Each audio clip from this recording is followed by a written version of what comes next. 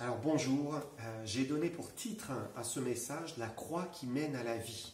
Et c'est un paradoxe de mettre ces deux mots ensemble, la croix, la crucifixion, et puis la vie, quand on pense à ce que représente la croix. Pour tous ceux qui assistaient à une crucifixion, la croix c'était vraiment un objet d'horreur, et malheureusement c'était un supplice qui était banal à l'époque de Jésus. On voit par exemple une révolte d'esclaves sous la conduite de Spartacus qui avait entraîné la crucifixion de 6000 personnes. On voit encore l'empereur Néron qui va crucifier des milliers de chrétiens. Et il a fallu attendre plusieurs siècles avant qu'il y ait cette interdiction de la crucifixion qui a été promulguée par Constantin vers 320. D'ailleurs, on ne représentait jamais Jésus sur la croix au début de l'ère chrétienne, parce que la croix c'était un objet d'horreur. Alors qu'est-ce que la croix ? La croix, c'est une lente agonie. La croix, elle est synonyme de souffrance, de torture, d'angoisse, de mort, bien sûr. Et quand le supplicié arrivait au lieu de son exécution, les bourreaux exerçaient le déshabillé, et puis ensuite on clouait ses mains sur le patibulum, c'est-à-dire ce morceau de bois qui était transversal. On clouait une main, puis l'autre. L'évangile de Jean nous parle des clous dans ses mains, donc il y avait 2 clous de chaque côté. On les plantait dans le poignet, ici, mais pas dans la paume, pour éviter que la main se déchire avec le poids du corps. Et puis ensuite, on hissait le patibulum sur lequel était crucifiée la personne. On le hissait sur le poteau vertical qui était appelé le stipe. Et alors on poussait ses genoux, on pliait ses genoux et on clouait finalement ses pieds sur le poteau, sur le stipe.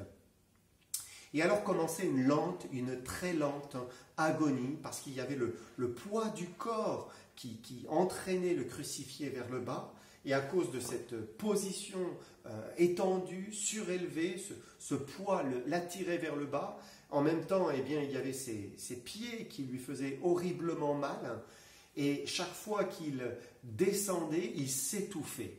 Et alors il poussait sur ses pieds dans des douleurs atroces pour réussir à reprendre son souffle, mais il retombait et il ressouffrait et il remanquait d'air et finalement il finissait par mourir, étouffé, en suffoquant.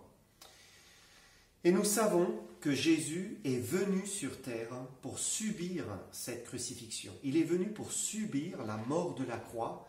La Bible dit que Dieu n'a pas épargné son propre Fils, mais qu'il l'a livré pour nous tous.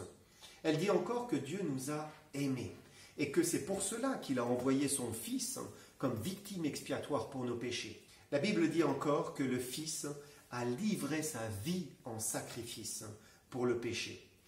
Le sacrifice de Jésus était donc voulu par Dieu. Le Père a envoyé volontairement son Fils pour subir notre jugement. Et c'est pour cela qu'on trouve des dizaines et des dizaines de passages dans les Écritures qui nous invitent à croire, à placer notre confiance en Jésus-Christ mort pour nous, pour obtenir le pardon des péchés. Mais la mort de Jésus n'était pas la finalité du plan de Dieu. Nous lisons dans le livre des Actes que Dieu a ressuscité Jésus en le délivrant des liens de la mort parce qu'il n'était pas possible qu'il fût retenu par elle. Et si Jésus est passé par la croix, il est ressorti victorieux du tombeau. Dieu l'a ressuscité d'entre les morts. Et Jésus est venu mourir, mais il est venu aussi pour ressusciter et continuer à vivre.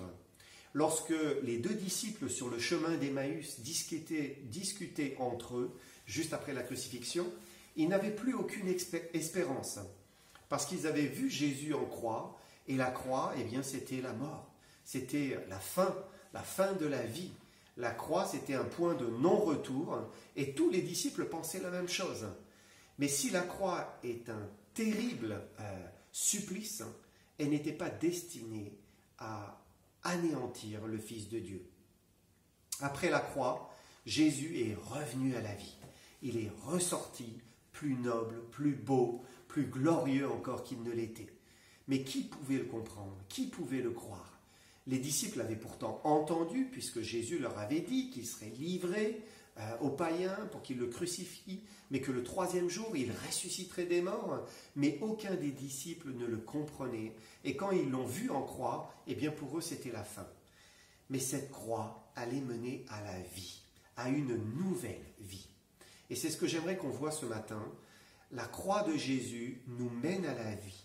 Comme ce fut le cas pour lui, puisqu'il est ressuscité, ce sera également le cas pour nous, si nous acceptons cette croix. Parce que sa croix, c'est aussi notre croix, à nous qui sommes chrétiens ce matin. La Bible nous l'explique. Si nous lui avons donné notre vie, alors nous avons été aussi crucifiés avec lui. Quand Jésus est mort, nous sommes morts avec lui. Et c'est un fait, sa croix, c'est aussi la nôtre. Sa mort, c'est aussi la nôtre. La Bible explique que sur cette croix, Jésus a non seulement expié nos péchés, mais il a aussi cloué notre vieille nature. Paul dit dans l'Épître aux Galates, « J'ai été crucifié avec Christ ». C'est sans ambiguïté. J'ai été crucifié avec Christ. Ailleurs, il dit encore, « Notre vieil homme a été crucifié avec lui ». Ou bien encore, « Nous sommes morts avec lui ». Et donc c'est un fait, le croyant est associé à la mort de son Seigneur, et sa mort sur la croix, c'est également notre mort, la mort du croyant. Nous y avons part, notre vieil homme est mort avec Christ. La crucifixion de notre Seigneur est donc aussi la nôtre. Mais si Jésus l'a vécu pour en ressortir vivant, pour en ressortir victorieux, eh bien ce sera aussi notre cas à nous. La croix mène à la vie, la mort mène à la vie, à une nouvelle vie, une vie de ressuscité. C'est pourquoi il est important de comprendre que c'est pour nous chrétiens le seul chemin, la seule délivrance, le seul moyen de vivre la vie chrétienne. La croix mène à la vie, mais il faut accepter cette croix. Et j'aimerais qu'on prenne notre texte de référence ce matin, c'est Matthieu 16, verset 24.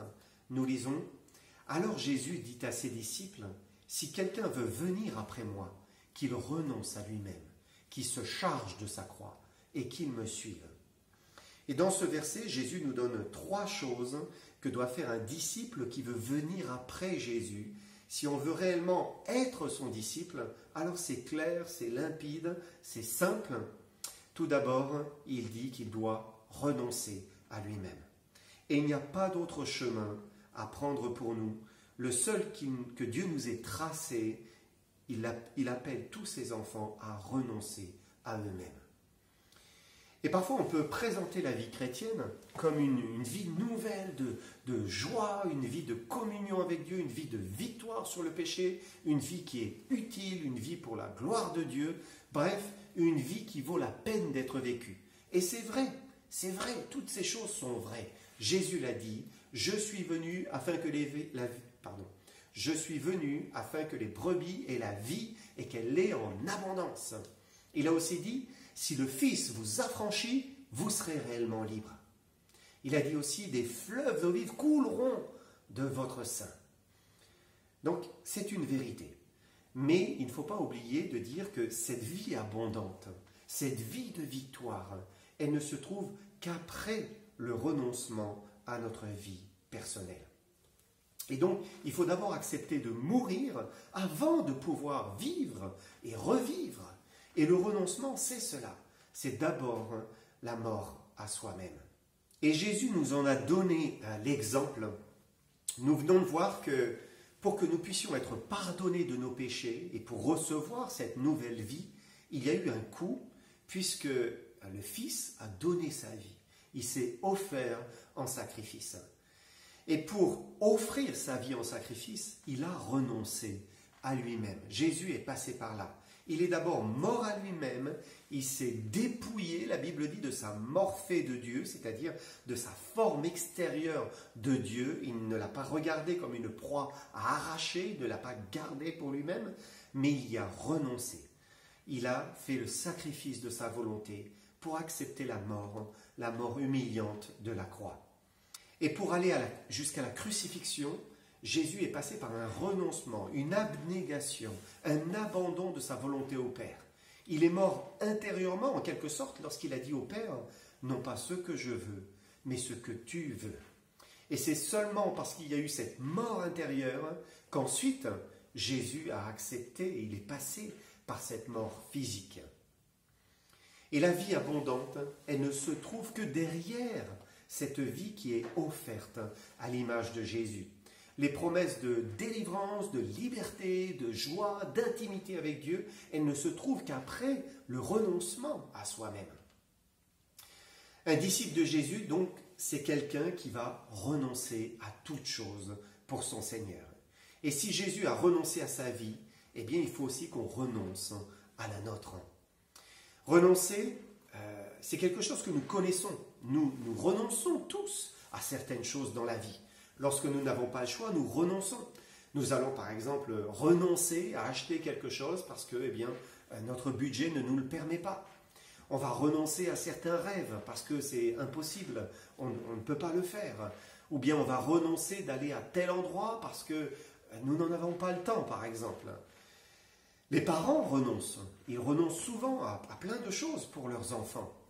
Donc nous sommes habitués à renoncer à quelque chose. Ce sont des petits renoncements, mais nous sommes habitués au renoncement. Mais renoncer à notre vie, ça c'est une autre décision. Renoncer à vivre pour soi-même, d'une manière quotidienne, ça c'est quelque chose qui est beaucoup plus sérieux. C'est une décision qui coûte davantage.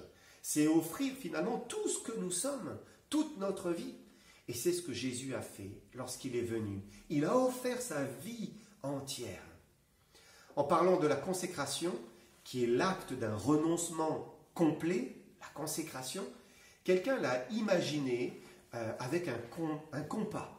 Et c'est quelque chose de très parlant. Il a dit que notre acte de consécration à Dieu pénètre tous nos intérêts, tous nos plans, toutes nos capacités, tout notre être. Qu'une pointe de compas soit plantée bien au centre, dans le cœur et la volonté, et que l'autre trace la ligne comprenant l'horizon le plus lointain. Et notre consécration ou notre renoncement à nous-mêmes sont souvent limités. Nous renonçons à beaucoup de choses pour le Seigneur, mais jusqu'à une certaine limite. Alors que Dieu nous appelle à nous donner entièrement à lui.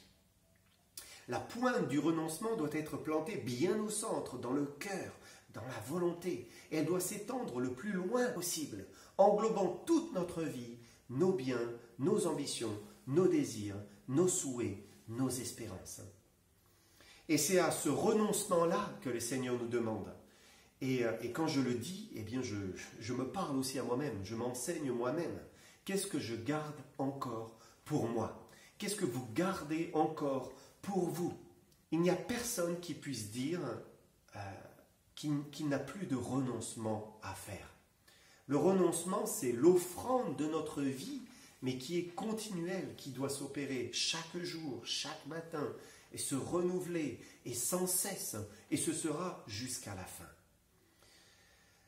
Dieu veut que notre vie soit offerte sur l'autel, parce que nous sommes souvent partagés dans nos cœurs, et nous n'en avons pas toujours vraiment conscience. C'est une vérité que nous refusons de regarder en face. Nous nous disons par exemple que nous donnons déjà beaucoup pour le Seigneur. Nous lui offrons notre temps durant telle partie de la semaine, tel jour. Nous lui offrons notre dîme, cette partie de notre argent. Nous lui offrons notre attention quand par exemple nous prenons notre Bible et nous lisons un chapitre. Nous lui offrons même un certain temps dans la prière. Tout cela, pour nous, c'est déjà un grand sacrifice. C'est notre renoncement. Mais avons-nous renoncé à nous-mêmes? C'est ça la question. Avons-nous renoncé à nous-mêmes? Parce qu'il est certain qu'on peut renoncer à plein de choses pour le Seigneur, faire une multitude de petits sacrifices, mais ce n'est pas le sacrifice de notre vie. Dieu veut le sacrifice de notre vie. Jésus a dit, si quelqu'un veut venir après moi, qu'il renonce à lui-même. Et il ne s'agit pas de renoncer à un objet, de renoncer à une partie de son temps, de sa semaine, de son dimanche, mais c'est de renoncer à nous-mêmes que Dieu nous demande.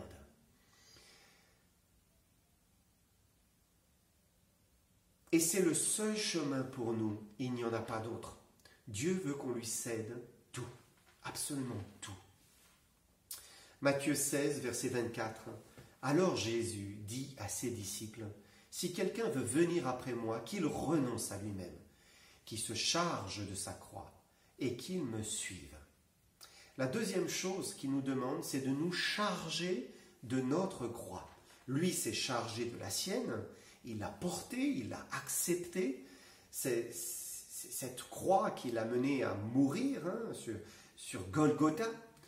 Et il doit en être la même chose pour nous. Il faut que nous portions notre croix jusqu'au bout, jusqu'à la mort à nous-mêmes. Maintenant, porter sa croix, ça ne signifie pas porter ses malheurs. Parce que c'est souvent ce qu'on entend, oh là là, je porte ma croix depuis que je souffre, depuis que j'ai cette maladie ou depuis que j'ai perdu cette personne, je porte ma croix. Mais ce n'est pas ce que cela signifie. Porter sa croix signifie que l'on accepte d'être crucifié, d'être mort à soi-même chaque jour. C'est-à-dire que le moi est crucifié. C'est notre vieille nature, c'est notre homme naturel. C'est ce que nous avons hérité de nos parents. C'est ce qui est la source de tous nos problèmes finalement. Si nous sommes pécheurs, c'est parce que notre nature est naturellement corrompue. Nous péchons et on ne peut rien y changer. Paul l'a défini lorsqu'il l'a dit, il a dit, « Moi je suis charnel, je suis vendu au péché, car je ne sais pas ce que je fais, je ne fais point ce que je veux, je fais ce que je hais.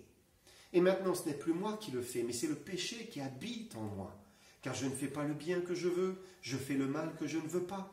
Et si je fais ce que je ne veux pas, ce n'est plus moi qui le fais, c'est le péché qui habite en moi. » Et donc le péché habite dans notre cœur, et c'est cette puissance qui nous cause beaucoup de troubles. Nous voudrions par exemple faire le bien et nous n'y arrivons pas. C'est le mal qui sort de nous. Nous voudrions être doux et humbles et c'est l'orgueil et c'est la vanité qui se manifeste. Nous voudrions être capables de nous maîtriser et nous voyons le contraire qui se manifeste. Nous agissons sans frein. Le péché habite en nous. Mais Jésus n'est pas mort seulement pour nous pardonner nos péchés, mais aussi pour nous délivrer de cette puissance du péché, de cette présence du péché. Et c'est pour cela que Jésus nous dit « Chargez-vous de votre croix ». Parce que la délivrance du péché n'est possible que par la croix. C'est la seule délivrance possible, c'est le seul moyen. Paul l'a d'ailleurs expliqué dans Romains 7, dans les versets qui suivent, puisqu'après avoir reconnu que le péché habitait en lui, il a dit « Misérable que je suis, qui me délivrera de cette mort, de ce corps de cette mort? Où est la délivrance de ce corps de pécheur ?» Mais il ajoute « Grâce soit rendue à Dieu par Jésus-Christ notre Seigneur. » Et donc c'est Jésus en croix qui me délivre du péché qui habite en moi. Parce que en mourant sur la croix, il nous a pris avec lui et on peut dire j'ai été crucifié avec lui. Ça veut dire ma mauvaise nature a été crucifiée avec lui, elle a été immobilisée, incapable d'agir parce qu'elle a été clouée au bois. Alors vous me direz peut-être, mais pourquoi je la vois toujours agir en moi? Pourquoi je continue à pécher alors que j'ai cru en Christ? Et il faut savoir que cette vérité, elle devient réalité uniquement par la foi. C'est par la foi que je place ma vieille nature en croix et par la foi que je m'approprie la nouvelle vie en Christ, cette vie qu'il me donne au travers de la croix. C'est la foi qui transforme ces vérités en réalité. Je meurs à moi-même, je suis crucifié avec Christ et je vis avec Christ en nouveauté de vie. Paul l'avait très bien compris lorsqu'il va dire ces paroles dans Galates 2:20. Il dit « J'ai été crucifié avec Christ. Si je vis maintenant, ce n'est plus moi qui vis, c'est Christ qui vit en moi. Et si je vis maintenant dans la chair, dans cet homme sur terre, je vis dans la foi au Fils de Dieu qui m'a aimé, qui s'est livré lui-même pour moi. » Il commence donc à affirmer cette vérité de la crucifixion. J'ai été crucifié avec Christ. Je le crois, je suis mort avec lui. C'est une réalité. Il y croit de tout son cœur. Sa vieille nature a été mise en croix. Donc elle n'a plus de puissance pour dominer sur lui. Il le croit. Mais celui qui a la puissance maintenant, c'est Christ qui vit en lui. Car celui qui passe par la croix, celui qui porte sa croix, qui va jusqu'à la crucifixion avec Jésus-Christ, eh bien ensuite il voit Jésus vivre en lui. Alors il dit, si je vis maintenant, je vis dans la foi au Fils de Dieu qui m'a aimé, qui s'est livré lui-même pour moi. Et donc je vis dans cette foi au Fils. Et la vérité de son identification avec Christ se réalisait dans sa vie. Il marchait en nouveauté de vie. Et le Fils de Dieu vivait réellement en lui, par son Esprit Saint. Et ça, c'est la seule délivrance du péché. Il n'y en a pas d'autre. La croix n'est pas que pour Christ, mais elle est aussi pour nous.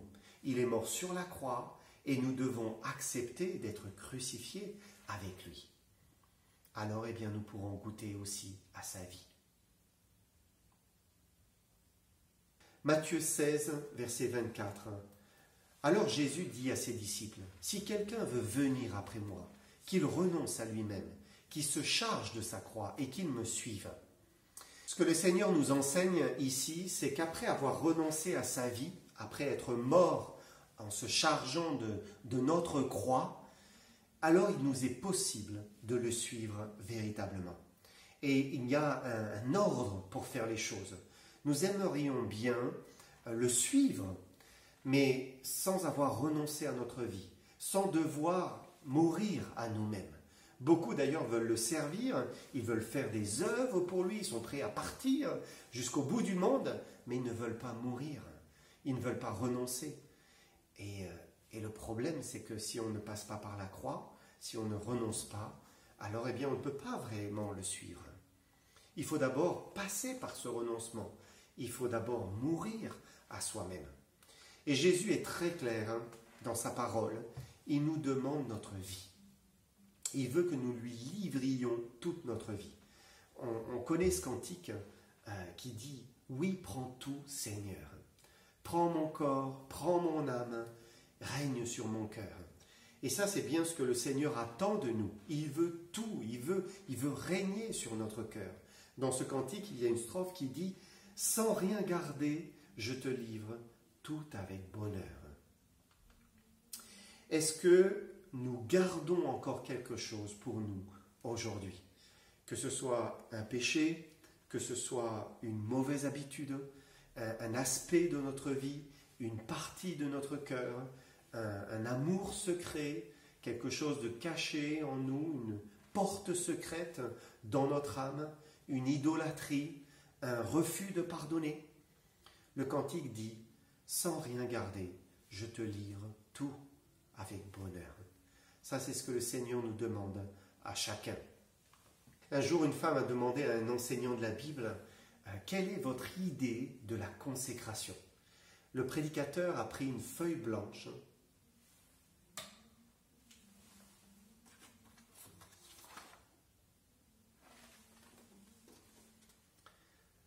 et il a dit « La consécration, c'est signer cette feuille blanche et laisser le soin au Seigneur de la remplir comme il le veut. » C'est cela la consécration.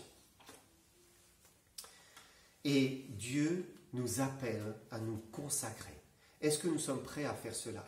Prendre une feuille blanche et la signer en bas en disant « Seigneur, voilà, écris tout ce que tu veux, que ta volonté soit faite et non la mienne. Oui, prends tout, Seigneur, prends ma vie. Tu veux que je fasse ça, je le ferai. Tu veux que j'aille là-bas, j'irai. Tu veux que je reste ici, je le ferai. Vas-y, écris ce que tu veux pour moi. Seigneur, je suis prêt à faire tout ce que tu me demandes. » Et on ne peut y arriver que lorsqu'on renonce à soi-même, que lorsqu'on prend sa croix chaque jour. Le renoncement et la crucifixion sont les seuls moyens de vivre vraiment de la vie de Jésus. Il faut passer par la mort pour connaître la vie. C'est ce que Christ a dit. Si le grain de blé tombé en terre ne meurt, il reste seul. Mais s'il meurt, il porte beaucoup de fruits. C'est là, dans la mort, que la vie se manifeste. Que Dieu vous bénisse.